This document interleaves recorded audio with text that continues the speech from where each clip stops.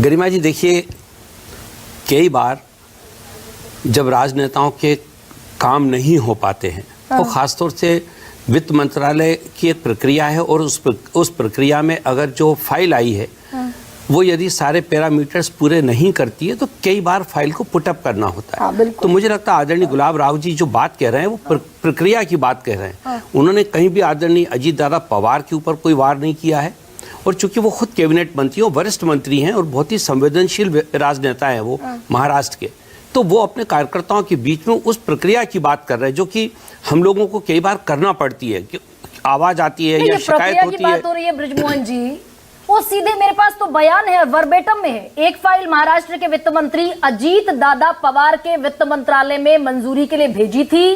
वित्त मंत्रालय ने 1-2 बार नहीं, कुल मिलाकर 10 बार फाइल को रिजेक्ट कर दिया और वित्त मंत्रालय सबसे नालायक मंत्रालय है। तो अजीत दादा पवार के वित्त मंत्रालय को मंजूरी के लिए भेजी नहीं गरिमा जी, मैं फिर आपसे कहूं कि इसमें अजीत दादा पवार इसमें कहीं पे रेफरेंस में नहीं है।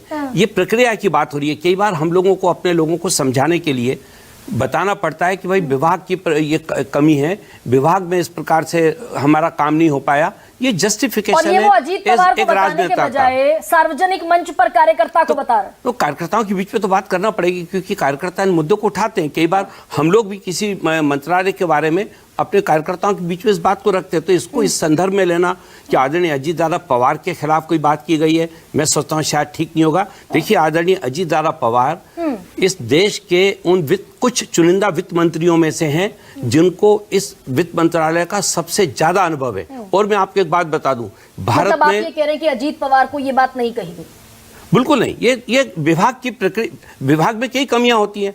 और अगर एक जो पॉलिटिकल आदमी है, जो एक राजनेता है, वो यदि सरकार की किसी विभाग की कमी के ऊपर इंगित कर रहा है, इसका ये मतलब कदापि नहीं है कि उन्होंने अजीत दादा पवार की क्षमता के ऊपर या आदरणीय अजीत दादा पवार के ऊपर उंगली उठाई है। वित्त मंत्रालय पर तो उंगली उठाई, वित्त मंत्रालय की वो तो प्रक्रिया का है, प्रक्रिया उसमें होता है। और ये करीब करीब सभी जगह है। ये सारे वित्त मंत्रालय के बारे में अगर राजनेताओं की आप राय लेंगे, देश के सभी वित्त मंत्रालयों के बारे में ये बात आती है क्योंकि राजनेता तो ये चाहते हैं कि अगर उन्होंने कोई आदेश कर दिया तो उस पर तत्काल कार्रवाई हो। लेकिन जो पैसे देने वाली वित्त मंत्रालय है उसको कई सारी चीजों का मूल्यांकन करना होता है और उसमें कई ऐसे मुद्दे होते हैं जहां पर कि जो पैसा मिलना है वो प्रक्रिया पूरी नहीं होती है, तो बार बार फाइल आती है। ठीक है। तो मैं सोचता हूँ कि वो जो आदरणीय गुलाब राव जी उस मुद्दे को जनता अपने कार्यकर्ताओं के बीच में रख रहे थे। और ये जो तानाजी सावंत कह रहे थे कि अजीत पवार के बगल में बैठने से हम तो कभी साथ नहीं बैठे, बिल्कुल विचार हमारे अलग हैं, कैबिनेट में अजीत के बगल में बैठने से उल्टी आ जाती है, बाहर निकलता हूं तो उल्टियां करने लगता हूं। बिल्कुल उन्होंने इस बात को कहा है, इससे कोई इनकार नहीं है, हम लोगों ने भी सुना। साथ ही साथ उन्होंने ये भी कहा कि मैं तो अपने विद्यार्थी जीवन से एनसीपी का विरोध करता रहा हूं। अब हालात ऐसे बने हैं कि वो चूंकि शिवसेना में है और उनको कैबिनेट में भी लिया गया है, तो उन्होंने इस बात को कहा है। तो हम और आदरणीय एकनाथ शिंदे साहब बहुत ही गंभीर राजनेता हैं, वो अपने साथियों पे नियंत्रित करना जानते हैं। उन्होंने अपने साथियों से बात भी की है और उसके बाद ये बात भी स्पष्ट हो गई कि अब जो बोला गया था, बयान नहीं आया बृजमोहन। नहीं बयान, एकनाथ शिंदे का कोई बयान न तानाजी सावंत पर है न गुलाब राव रघुनाथ पाटिल पर है। नहीं, सार्वजनिक बयान तो नहीं आया, लेकिन ये अंदर हम लोगों की बात हुई। देखिए क्या होता है गरिमा जी, गठबंधन की अपनी एक मर्यादा है और हम लोग हमेशा में नालायक भी कह देंगे और उल्टी आएगी ये भी कह देंगे उसी मर्यादा में। अब ठीक है, वो उनके जो नेता हैं उनको उनके ऊपर नियंत्रित करना, ना तो वो हमारी पार्टी के सदस्य हैं, ना हमारा सीधा उनके ऊपर कोई नियंत्रण है। तो जो बात आदरणीय उनके जो नेता हैं उनके बीच में हम लोगों ने रख दी है, उनके नेताओं के उस पर फैसला लेना है। इसमें हम लोगों को कोई अपनी तरफ से प्रतिक्रिया नहीं देना है। मैं एक बात जरूर कहना चाहता हूं कि हम लोग एनडीए में हैं और हम लोग एनडीए के बहुत ही सक्रिय राजनीतिक दलों में से एक है।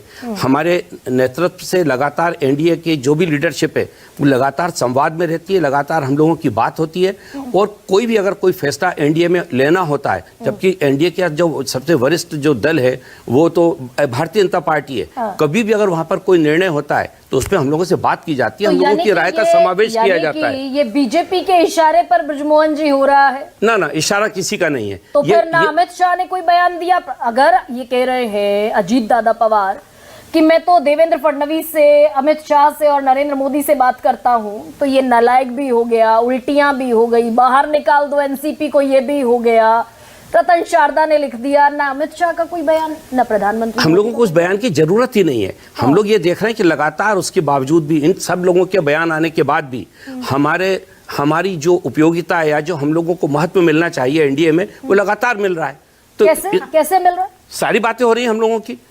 हम लोगों को जहां जो हम लोग कहना चाहते हैं, कोई भी फैसला होता है, उस फैसले में हम लोगों से बातचीत होती है और हमारी राय, कोई भी राजनीतिक मामला, तरह तरह के राजनीतिक मामले होते हैं, उस पर लगातार बात होती है और उस पर संवाद बना हुआ है। नहीं, तो मैं नहीं सोचता कि इसमें थे अजीत दादा पवार जुलाई में, 24 जुलाई को सीट शेयरिंग पर बात हुई थी, देवेंद्र फडणवीस से भी बात हुई।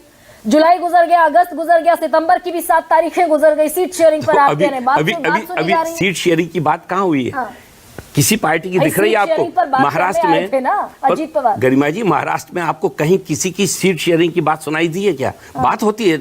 देखिए, अभी तो कोई चुनाव भी नहीं आए, ये चर्चाएं लगातार होती है और हम लोगों को इस बात की जानकारी है कि एनडीए में जो महत्व हम लोगों को मिलना चाहिए वो लगातार मिल रहा है, उस पर किसी प्रकार की कोई कमी नहीं है। तो हम और जो हम लोग बताते हैं उस पर प्रतिक्रिया भी होती है। आप बताइए, क्या उसके बाद तानाजी ने फिर कोई बयान दिया क्या? नहीं, क्योंकि उनको निर्देश दिया गया, उनके नेता ने। के बाद ये कल का बयान आ गया गुलाब राव और गुलाब पटेल का। ये अजीत दादा पवार पे कहाँ है सामने? ये उनके विभाग की बात है। और ये तो आप रफू करने की ना रफू नहीं हो रहा, ब्रजमोहन जी, रफू नहीं हो रहा। देखिए, मंत्रालय अजीत पवार का, मंत्रालय को नालायक कह दिया गया, सीधे सीधे करता धरता को नालायक कह दिया। गरिमा जी, मैं बताऊं, हम लोग चूंकि सरकार को हम लोगों ने चलाया है और सरकारी प्रक्रिया के बारे में हम लोग जानकारी रखते हैं, तो जो भी लोग सरकारी प्रक्रिया की जानकारी रखते हैं वो जानते हैं कि वित्त मंत्रालय की प्रक्रिया कैसी होती है। और उन्होंने जो मुद्दा उठाया गुलाब राव जी ने, वो सिर्फ और सिर्फ जो वर्किंग है वित्त मंत्रालय की, उस पर उन्होंने अपनी बात कही है। तो ये सामान्य बात है। कई बार हम लोग भी बातचीत करते हैं। हाँ, निश्चित रूप से उनको इस बात को नहीं कहना चाहिए था। ये जब अपने गठबंधन के जो साथी होते हैं, उनके मान सम्मान के बारे में हम लोगों को हमेशा सचेत होकर और अच्छे शब्दों की बात कहना चाहिए। इसमें गलत क्या है?